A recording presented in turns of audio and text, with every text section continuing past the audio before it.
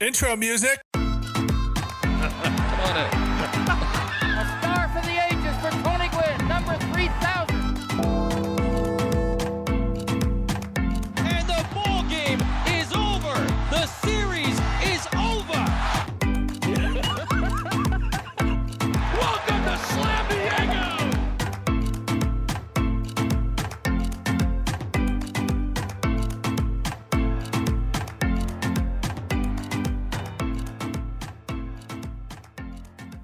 My name is Joey, My name is James. and this is the Brothers Padre. And in this episode, you might say it's Groundhog's Day because we've been here before. Last year, opening game, we lost. But you know what, Joey? We What, made Joey? it to the NLCS last year. Yeah, this is not predictive of what will happen. Not at hopefully. all. Hopefully. Because, our bad seasons, we always win the first game. That's what I was thinking. This is par of the course. Yes, yesterday was opening day, opening night, actually. It was going to be opening day, and then the Padres were like, it's going to rain too much, so we'll have people go in the nighttime. And it also rained then, so really great move, Padres. You didn't avoid the rain, and yeah. But luckily it warmed up a bit, right? Oh, super warm. Thinking about the nighttime, it tends to warm up. So, yes, I was down there. If you haven't watched the game, the Padres lost 7-2 to Colorado Rockies on the backs of a actually pretty good pitching performance by everybody. We had 17 strikeouts, but they also had 17 hits. So, you win some, you lose some there. The Padres just didn't capitalize on opportunities.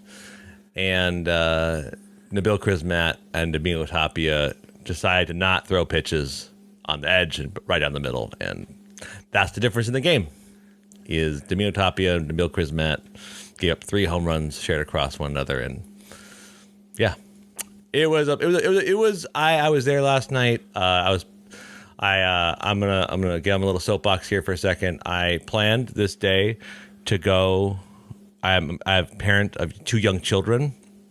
So I war-gamed it so that I could train my mother-in-law to watch both of them at once. It was months in preparation. Does she listen to this? No. Okay, good. Continue on. She knew it was prepping her. Okay. So we did preliminary play dates to see if she could handle 2 kids at once. And it was going to be the first day that Your mother-in-law, who with, 5 of her own children? 4 of her own children. Okay. So she could handle it. I just want to make sure she was all right with it. And so it was months in the preparation, and we even strategized the timing. It's going to be the middle of the afternoon, so we made sure she could watch both kids in the middle of the afternoon. We had a preliminary date to have that, so she feel comfortable in that. And then the day before opening day, they switched it to the night, and all my efforts were for naught. And only one of my wife and I went last night, and I went. So, and I went, and they supposedly avoid the rain. And I know this is about Padres podcast, but I'll just share my side of it. It was cold and miserable for 3 innings. It rained a lot, and I don't think I've ever been that miserable as a fan before in the weather. But it was a point where I was so wet and so cold, I was questioning my fandom. I was like, what am I doing? Why am I forcing myself to be this cold and this wet for a team that isn't winning currently? I was like, I hate this. And then I reminded of the first game of the season, and it ended up being a fun night anyway. And it was just would have been better if I was cold and wet and watched a win. Instead, I was cold and wet and watched the Colorado Rockies beat us, which I've seen that movie before. So, still, whatever. Well, this is my takeaway of watching the game at home in a nice, cozy seat, eating my dinner in a blanket. These things. This is my. I put a blanket on not because I was cold, because I could feel your coldness wafting through the air. Right. Oh, I gotta warm up a bit. Disappointed that we lost, but as far as hey, San Diego fans, I would like you to meet Xander Bogaerts, a player that's going to be here for 11 years. Introduction. 3 for 4 with 2 doubles not a bad. Xander Bogaerts is usually in the top 4 of all of baseball in doubles every year, and I love doubles. Yeah, who doesn't? It's one of my favorite hits. It just really is. It's hard to analyze the negative in opening day, obviously.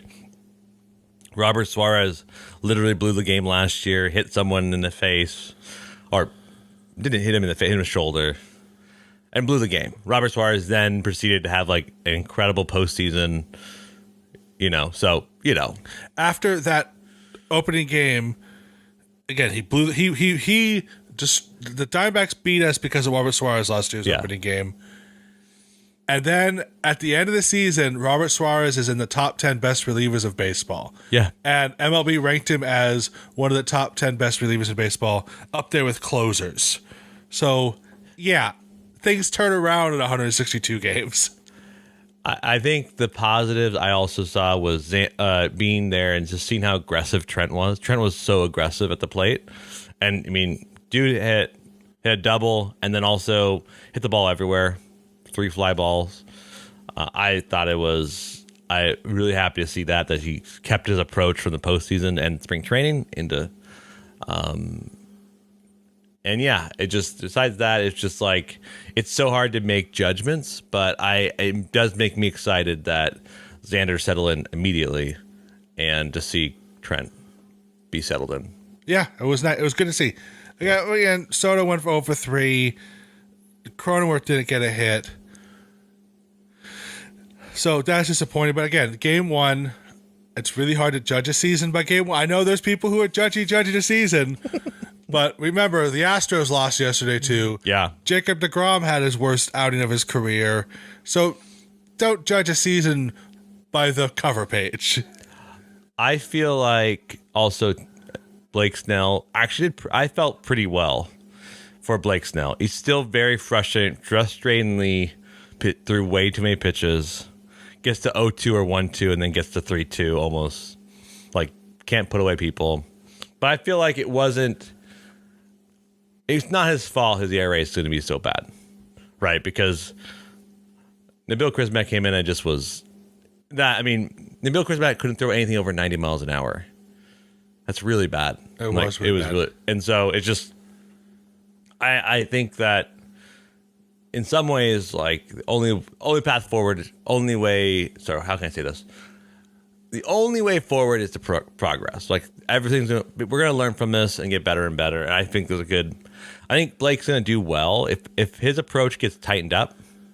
Because it used to be in earlier parts of the starts of the season, he would not have done that well. But he struck out tons of guys. I was very impressed by it. And I just wish his reliever core that we brought in was tighter, and I wish we won the game. I'll be honest. I like watching the Padres win in person, but I don't see that many. As loyal fans of a show know, I don't. What's the word I'm looking for? I don't experience a lot of winning when I see them in person. Yeah, that is true. And Padre fans, we are almost guaranteed. I can't say for certainty, but we're almost guaranteed a victory on Sunday. Oh, yeah, because you're going to be on Sunday. Yeah, almost. Yeah. There's a higher chance of a victory on Sunday because I'm there than there's if you're not there. But there is one more takeaway I have to learn. I have to just... A hard lesson we have to learn as Padre fans. Yeah. And as a team. Stop throwing the ball to CJ Cron. Yeah. Yeah. Like Charlie Blackmon will beat you because he's annoying and pestery, but CJ Cron's a real hitter. He's a real hitter. Yeah. He has real power. Dude's like 7'3". He's a big guy, weighs 500 pounds. He's a big boy.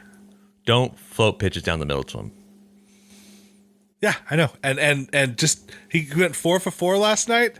It felt like 20 for 20. It just all seemed like he was up every inning. Like, why throw it, hit him in the head. Like, yeah. It's hard to like overanalyze, but it was pretty annoying to me that we out of the gate, I don't know. It's just hard to say. But the only thing I'd be interested and kind of concerned with is how willing are we to like cut people? Because I feel like if Nabil Krizmat isn't performing at this, like if he can't throw over 90 miles an hour, that's a real problem. He had a really bad spring. And yeah, if he can't throw, because Adrian Marahone is going to come back at some point during the season. And apparently Pomerantz isn't dead and he might come back in a week, which is just like, I've heard the Drew Pomerantz thing a few times in my lifetime. And if he ever shows back up, I mean, at this point, I've seen photos of him. Yeah. But I don't really know what he even looks like. He's like Madonna. I knew what he looked like back then, but now that you see photos of her now, like, what? And that's what I feel when I see Drew Pomerantz ever again. He's going to show up like, who's that guy? What? Oh, that's Pomerantz? Haven't seen him in forever. He's changed so much. Yeah, I think I would prefer this season if a pitcher's pitching badly in the bullpen. You can't ride it out. You have enough arms that can at least be just as bad as that and have better potential. Like Tehran, you're right. You know, Jake Groom could come up. It just feels like you just cannot have a pitcher who's supposed to be high leverage, quote unquote, and not throw over 90 miles an hour. Yeah, but the thing is, Nabil proved himself the last 2 years. I'm willing to give him a couple more shots, and that's exactly why he was in that situation, because he did have a rough spring. He had a really rough World Baseball Classic, and maybe he needs a Major League Baseball to experience to kick him into gear. Who knows? Or, you know, I love Nabil. He's a great guy. I don't know, but again, it's hard to say because it's game one. Right. Yep. Any thoughts about game one, James? Because I have another question for you. I think that's it. I heard Charlie. This is the last year of Charlie Blackmon's contract, and the Rockies have made no secrets that they're not going to re-sign him. So maybe he'll be out of the league next year. I was trying to explain to someone who's next to me, like, oh, Charlie Blackmon's the best is like Hank Aaron when he plays against us, or whom. It's just dude is. They showed a stat last night. Last night was his 173rd game against the Padres in his career. He has 220 hits against us. It's just insanity. Just insanity. I hate that. I don't hate him, but I hate what he does to us as Padres fans. I'm sure he's a nice guy and he's good to his kids. You don't know that. I don't know that. But I mean, he's not a Dodger, so we know he doesn't. He hit his wife. But anyways, James, as is tradition around these parts, what do you think? What now? Knowing what you saw yesterday, opening day, what do you think our record's going to be like after this Colorado Rockies series? We're going to win the next 3. Wow. Okay. I think so too, but I have to believe that our floor is just so much greater than the Rockies, and I have to believe Freeland is Herman Marquez is a really good pitcher. That is the case, right? Herman Marquez is always on trade rumors. Yeah. And people have offered things good packages for him. But the thing is, like, he had a 5 ERA last year. No, he had a 5 ERA last year pitching in Colorado. Right. He knows, and he could shut people out in Colorado because he's a ground ball pitcher. Right. Like, there's a reason why he's always on the trade talks. Like, oh, we need a pitcher. Maybe we should go get Marquez from Colorado. Like, it's a big if. If the Yankees were smart, they would try to trade for him because apparently only Garrett Cole has a good arm over there. And conversely, if the Rockies were smart, they would accept trades. Exactly. Right. Yeah. This is not a Rockies hating podcast, but it could be. It's a little Rockies hating at the moment, but yeah, I think we go 3-1. I think that their starting pitching depth drops off. I think that City Connect night tonight. People are going to look good, feel good. I think that we go ham. I think I kept what I really wanted. I wanted to see a 7-run. I just want to see an offensive explosion last night. That just never really happened, and that was a big bummer. I think tonight we get it though. I think Nelson Cruz comes into the lineup. Xander Bogaerts going to bat leadoff. I think vibes will be good. Vibes will be better, and I think tonight on Friday, the Friday's game. I think we're gonna see good things from our San Diego Padres, and I expect us to win out the next 3. All right, me too. Well, James, this closed out our annual tradition of being sad about the opening day game. It really does seem like that. But our roster did come out. Do you have any general thoughts about our full 40-man roster? Our Major League roster, I mean? I don't really. It is odd to me that Michel Baez got dropped. Just because he was so hyped. He was DFA'd for Domingo Tapia. And maybe because I just saw Domingo Tapia give up back-to-back homers, I'm not super high on the Domingo Tapia train. But I don't know. I don't have that big of thoughts. It wasn't that big of a surprise. It's still funny to me that we're carrying Odor. He still kind of makes no sense to me. I think it's because Eguy Rosario is hurt.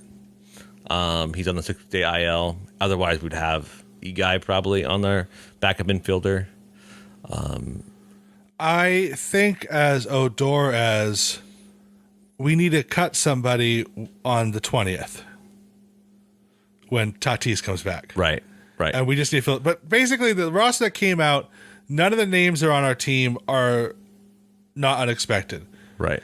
Yeah, you can say, why is Honeywell there opposed to other pitchers? But I think we're going to see Brent Honeywell pitch tonight. He's going to come in after Martinez's 5 innings, and he's going to do well. Let's hope it's the Honeywell that strikes out 8 in a row and not 7 homers in a row. Yeah. Honeywell might be the most frustrating pitcher to watch. In spring training, he was. It was just like, buddy, you have incredible pitches. The only other thing that I am really looking forward to, and just because I don't know, maybe I just have unrealistic hopes for him. Ryan Weathers is going to make the 5th start of the year. Against the Diamondbacks on Monday. Mm-hmm. And those of you that don't know, Joey and I have officially adopted Ryan Weathers. Yeah. He is our son of the Brothers Padre. After his performance in the 2020 playoffs, we just fell in love with the kid. And yeah, so I want him to turn around and be a great starter more than anybody, really. Yeah, I agree. I don't really have anything to say about the 40-man. I mean, because nothing's unexpected. No. There isn't some guy, who's this guy that wore number, 91 during spring training that nobody knew his last name. Right. And that's kind of, there's no major league debuts in our roster, which is pretty interesting because, I mean, this is the first time I can remember in a very long time that was the case. And yeah, just a different, it was kind of set about 2 weeks ago what we thought would, and there's still going to be some shuffling. I don't know if Adam Engel stays with our team for a long time, right? He keeps getting hurt. I don't know where David Dahl's future is either. David Dahl seems like an excellent guy to have on your bench. Yeah. He's a veteran. He can play good defense. He is one handsome son of a gun. He's the handsomest. He's definitely the handsomest of I don't think he's the hottest, but he's definitely the handsomest. He really is. Yeah, when you see him in those spring training, you're like, oh, life's unfair because you're just born like that, and I'm just over here like eating a hot dog. I could be like that if no, I couldn't. I just like whatever. Yeah, I don't know how that shakes out, but I do know that I think the pitching core and the infield will kind of get shuffled again. I think you're right. Odor probably gets dropped. with Tatis returning, or maybe Angle gets dropped when Tatis returns. So it'll be interesting. I guess one more thing about opening night, the pitch clock, you just forgot about it. At first, when you were in the stadium, you're like, "Oh, look, it's a pitch clock," and then eventually, it just becomes part of the stadium experience. And there was a violation of the pitch clock last night. Yep. But they did not call it. Yep. Our old friend Lamette, who's now a Rocky. Everyone's like, he's definitely in violation, right? And umpire's like, whatever. I'm cold. He's like, he's a second over. Get over it. I'm freezing over here. Yeah. Yeah, it was. I thought at first it was going to be obnoxious. At Petco's, I think it's actually in 4 different locations, but you'll probably only see 3 at a time, depending on where you're sitting. And it really, at first, you're like, oh, interesting. But then you're just kind of like, you're over it and you just don't really care. And I thought it was going to make a substantially big difference in watching the game. And maybe it does if in a close game in the 9th inning, but it made no difference to me. Yeah. In some ways, I was very happy for it because it was, as I mentioned earlier, very cold and very wet. So I was happy for the game to end earlier. See, this is why, Joey, I go to minor league baseball games. Yeah. I've been preparing for this. I've been to Lake Elsinore and I've seen the pitch clock. That was my spring training for the big leagues. Oh, nice. So nice. I'm prepared for it. This year, you're going to go up to see the automatic strike zone, so you'll be ready for it. Exactly. You'll be prepared. Yeah. Lake Elsinore Storm.